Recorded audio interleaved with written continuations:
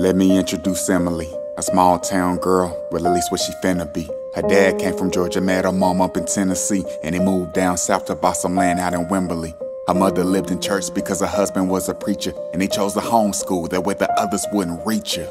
Yeah, and that's sorta how the story goes, until she chose to walk this other road. Now listen, she was only 16, ran into a guy who played sports first team. Told her that she were the greatest thing he'd ever seen, and by her being so insecure, she went and let him in between. She said, I love you, and he said it just to say it back.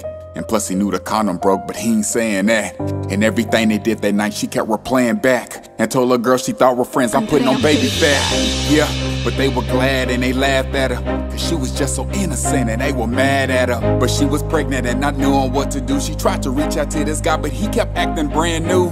She hit her fist against the glass and tried to reach her mom, and as she sat and heard the ring, she yelled out, come on mom.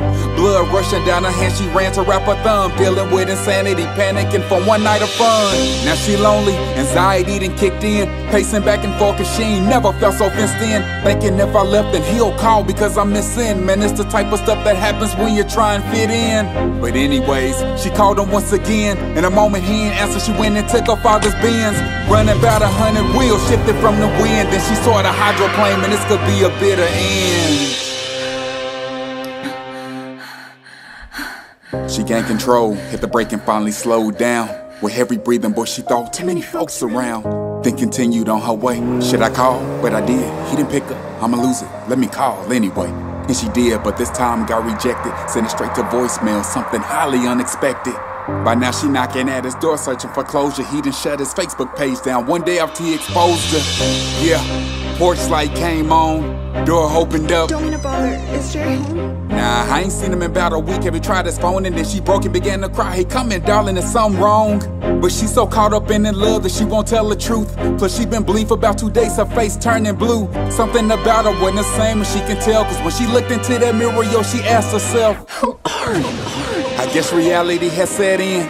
She knew a talk with her parents would be a dead end. But word circulated, so they met in a private place within the church. Emily, get in! But she ran, and her father told the deacon to track her every move. He had to go and finish preaching. Her mom turned her head and wrote her off as a disgrace, and then she went back in the church and hit her knees and began to pray. Wait, Emily, forget it, I ain't feeling that. And you can tell the congregation I ain't coming back, cause they don't care, and if they laugh, then let them laugh at me. But I'ma go so far away, you may get mad at me. So tell my parents that I love them, please forgive my sins. And I hate the child that I've become, but I'm hurting deep within. And then she turned away and vanished in the darkness. Her help began to fail, but she won't coming back regardless.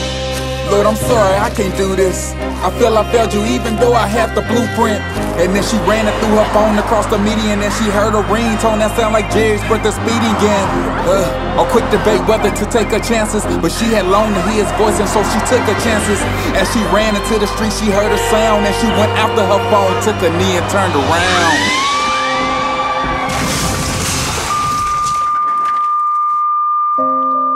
Let me introduce Emily, a small town girl, well at least what she finna be. Her dad came from Georgia, met her mom up in Tennessee, and they moved down south to buy some land out in Wimberley.